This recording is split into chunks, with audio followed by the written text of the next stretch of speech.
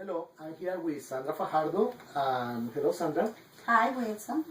Hi, can you tell me a little bit about yourself? Sure. I work as a bilingual educational evaluator for an agency that gets contracts by the Department of Education. We do evaluations for children who need related services or some kind of behavioral intervention or therapy, speech therapy, physical therapy, occupational therapy, or children who need a special classroom setting because they cannot function with the regular ed classroom children. Very interesting. What would the process be to initiate a referral for a child who is having behavioral issues? The process, it begins with the parents. Usually it is the parents who identify that the child has either behavioral issues or that the child is falling behind and they begin to notice that there is a delay, either in the language and communication delays, or physical development delays, or social emotional delays. Then it's either the parents or the pediatricians who identify the warnings and the red flags, and then sometimes it's the parent itself who initiates the referral. Okay, how do the interventions for behavioral challenged children work using the tiers in the RTI process?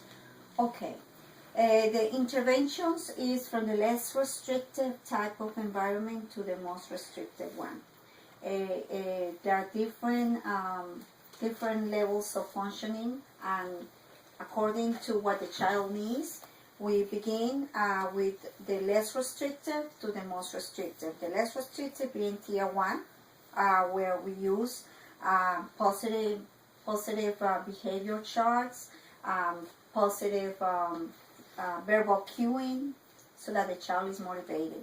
And then from there we move to working with children who need a more restrictive behavioral intervention plan.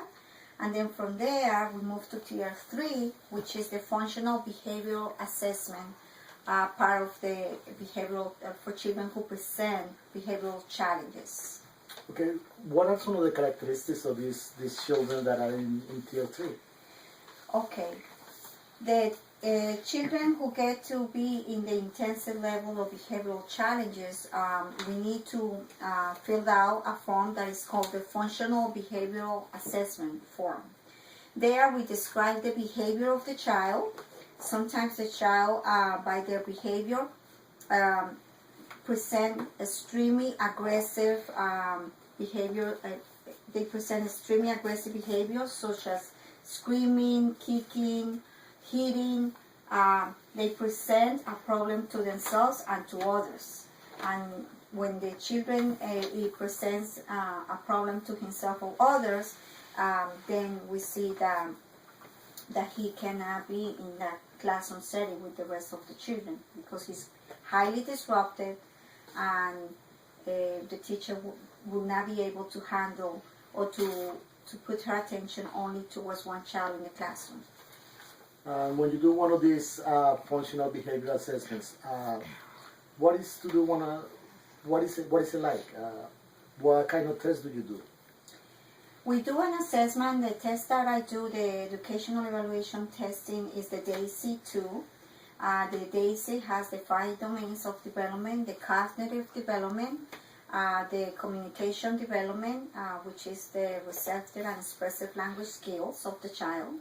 We also have the social emotional development and the adaptive development, and then the physical development, part of the testing. So there are 5 domains of development that we take into consideration when we do testing. Okay, from there you just give a review of all these tests, or what kind of? The cognitive testing affects test knowledge. If the child, we don't need to know. No, let's just focus on what kind of behavior issues do you see in this test? What kind Okay, for instance, for the education evaluation is able to see if a child has a problem focusing and they need constant prompting, constant refocusing, and redirect them to finish an activity before they begin a new one. That will be a child that when you find yourself giving them constant cues and modeling and prompting so that they are able to finish one activity, you report that in the writing, in the part of the behavioral part of the testing, so that you can describe and give the Department of Education and the administrators who are reading it an idea of what the child is like and the reason why the child needs some kind of service. Oh, thank you so much. I think you gave me a clear insight of what it's like to refer a child for behavioral issues. Thank you so much. You're welcome. Thank you.